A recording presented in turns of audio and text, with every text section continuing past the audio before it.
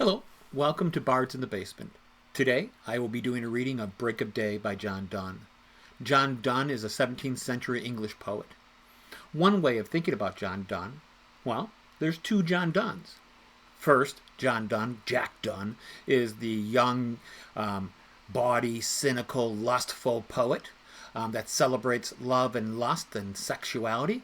And the later John Donne, who isn't as scandalous, but still scandalous when he writes his holy sonnets or he writes meditations on God and religion. In one of his holy sonnets, Batter My Heart, Three Persons God, the speaker says, "Blow, break, burn, ravish me." The speaker is asking God to be ravished by him.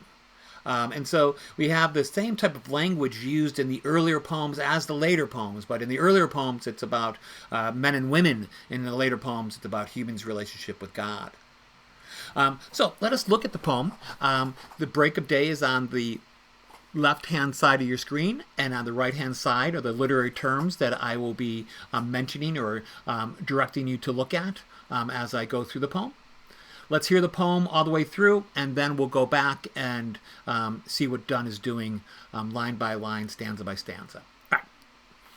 Break of Day by John Donne. "'Tis true, 'tis day. What though it be? Wilt thou therefore rise for me? Why should we rise? Because 'tis light? Did we lie down? Because 'twas night. Love, which in spite of darkness brought us hither, should in despite of light keep us together. Light hath no tongue, but is all eye. If it could speak as well as spy, this were the worst that it could say, that being well I fain would stay, and that I loved my heart and honor so, that I would not from him that had them go. Must business thee from hence remove? Oh, that's the worst disease of love. The poor, the foul, the false, love can admit, but not the busied man. He which hath business and makes love doth do such wrong as when a married man doth woo." Wonderful poem. And we'll see exactly what Donne is trying to suggest in this poem. But first, I'm just going to run through the literary terms and then go back and look at the poem. The first literary term is metaphysical poet. Donne is part of a group of poets called the metaphysical poets, though they would never refer to themselves as metaphysical poets. They just happened to be writing at the same time and shared certain artistic tendencies. But metaphysical poets were 17th century poets whose work marked by philosophical exploration, colloquial diction, meaning language of the everyday person, ingenious conceits. Now, in 17th century, conceits, yes, it pointed to extended metaphors that the reader could see throughout the poem, but conceits also suggest idea, an extended idea or concept, conceit concept. And so we'll see the concept that Donne is working through in this poem. Irony, metrically flexible lines, topics of interest often included love, religion, and morality. We see in this poem love and morality. In his later poems, you'll see the religion, but this poem more about love and morality. Now, the metrically flexible, you'll see the next two definitions are iambic tetrameter and iambic pentameter. Basically, and you don't need to know all the technicality and scanning poems to appreciate and just enjoy poetry. But for those of you that might be English majors, or those of you that are looking for some information because you have to write about this poem for a class, iambic tetrameter means there's 8 syllables, soft, then hard, soft, then hard, per line. So 8 syllables that follows that unstressed, stressed on that line. Iambic pentameter is there's 10 syllables and you have unstressed, stressed. Now, Donne likes to have 4 lines of tetrameter, then a 5th line of pentameter. Not always, but in this poem we see him working with that pattern. But as I said, the metaphysical poets like to be metrically flexible, so they're flexible. Now, the next literary term, the speaker, is so important. The person we imagine to be saying the thing aloud, out loud, the poem out loud. It's important to note that the speaker is not the poet. Think of the speaker of a poem as a character, someone to be analyzed, thought about, and discovered. It's so important to realize the speaker in this poem, Break of Day, is a woman. And so it's not John Donne. We want to think of the speaker as a character created by the poet. Emily Dickinson sometimes refers to himself as a boy or as a man. Of course, we know Emily Dickinson wasn't a boy, wasn't a man. But it's a character created. Rhyming couplet, we see this in this poem. Be, me, light, night, hither, together. Now there's a slight off rhyme there, a slant rhyme, hither, together. And so when we have that slight non-exact rhyme, not an exact rhyme, we call it a slant rhyme. So we do have a couple examples of slant rhyme here. This is 3 sestets, 3 6-line stanzas. And of course you notice the rhetorical questions to start the poem. There are 4 rhetorical questions to start the poem, and then another one to start the 3rd stanza. Metonymy is the substitution of a name of an attribute or an adjunct for the thing meant. For example, suit for business executive or track for horse racing. In this poem we have light in the 2nd stanza. Light hath no tongue. Light is an attribute of sun, of the sun. And so that's an example of metonymy. All right. Literary terms are out of the way. Now let's jump into this really wonderful poem. Scandalous poem and fun poem when you think about it. Break of Day. 'Tis true, 'tis day. What though it be? Oh, wilt thou therefore rise from me? Now think, this is a woman saying to the person she's in bed with, it's light out, and are you going to rise from me because it's light out? Asking a question of their partner in bed. Why should we rise because 'tis light? Did we lie down because 'tis night? Wonderful questions. We didn't lie down because, oh, it's nighttime, let's go to bed. We went to bed because the next line, the 5th line, tells us why. Love. Love brought us here. We didn't lie down because it was night. We didn't lie down because it was dark. So why should we get up because it is light? We still love each other, right?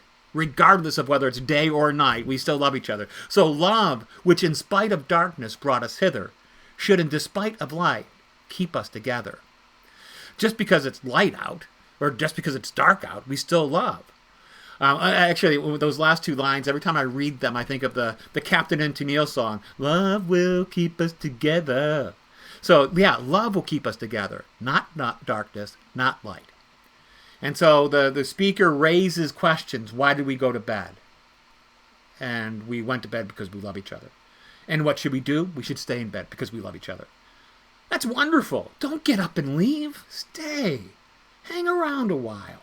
You don't need to go anywhere. Now, the 2nd stanza, we start with an example of metonymy, which I mentioned. Light hath no tongue. Now, it's also an example of personification. Light hath no tongue. The sun has no tongue, but is all eye. It shines light on the world. It sees everything. It can't say anything. But if it could speak, as well as spy, what's the worst thing it could say? If the sun rose and saw us in bed together, what's the worst it could say? That being well I fain would stay, that I loved my heart and honor so, that I would not from him that had them go. Now, here's a nice bit of subtlety for you. So the speaker, the woman of the poem, is saying that if the sun could gossip, if the sun could go around and say, hey, just saw those 2 in bed, waking up together.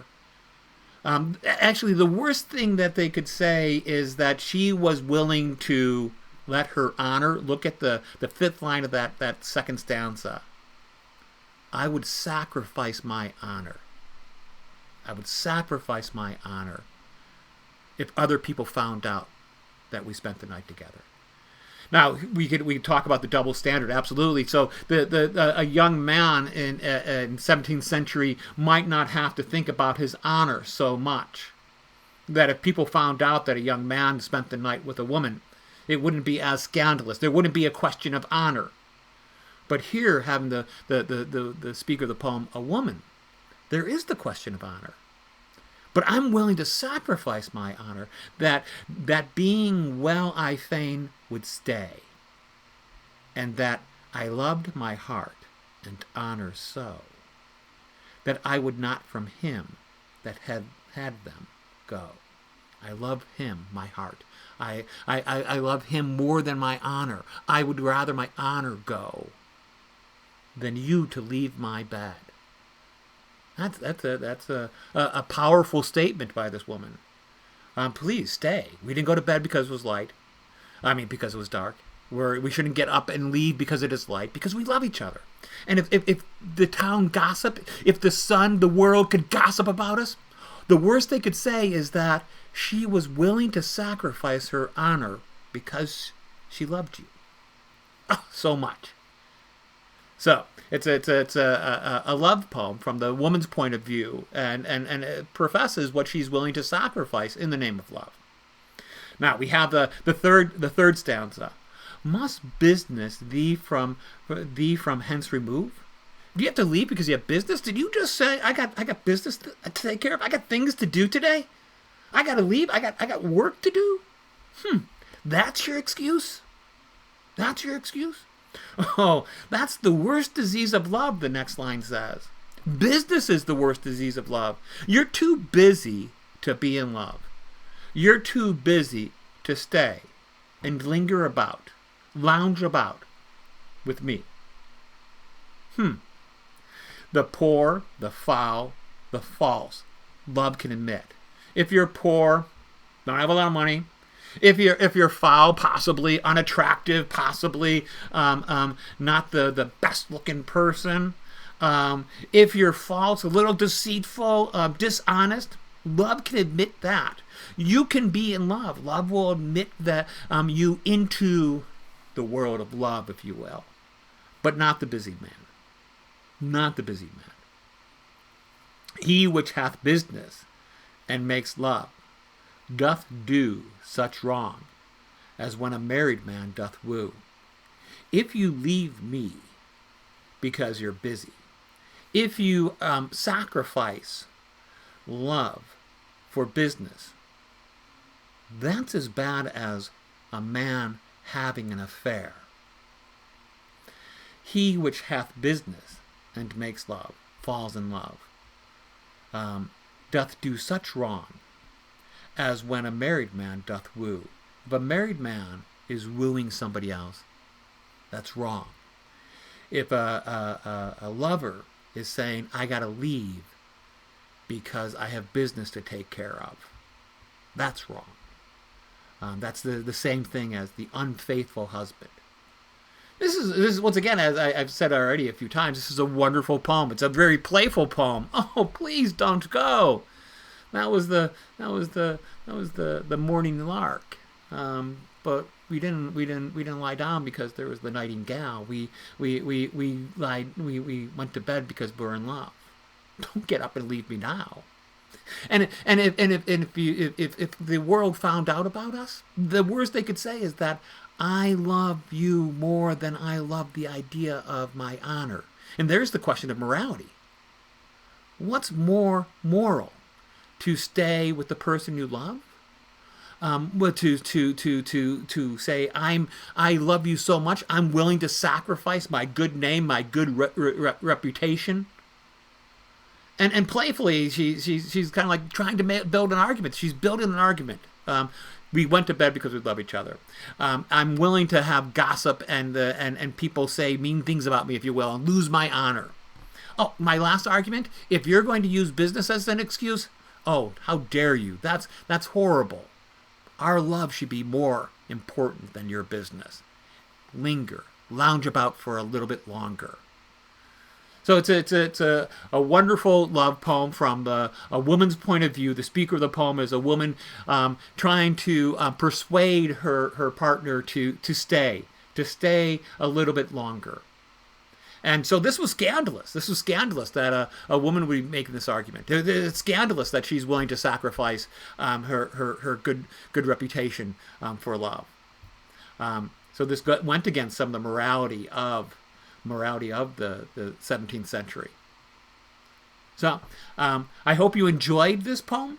I hope you found the idea and argument put forth by the speaker of the poem interesting, playful, and romantic, if you will. Oh, one last thing. I'd mentioned the colloquial diction. What John Donne does so well is that he removes those traditional images of love poems that we see in Shakespeare, the ruby lips, the blushing cheeks, the eyes so deep, and really writes about just a kind of a more realistic love that isn't decorated with the traditional imagery of love poems. And it's just here we have an argument offered by a woman. Stay, because we love each other. All right. Please read some more John Donne. Read his, as I said, his bawdy, lustful poems of youth, as well as his more philosophical poems of religion and theology. I think you'll find them entertaining, intellectually engaging, and wonderful examples of 17th century poetry that is still relevant today in our world. Thank you.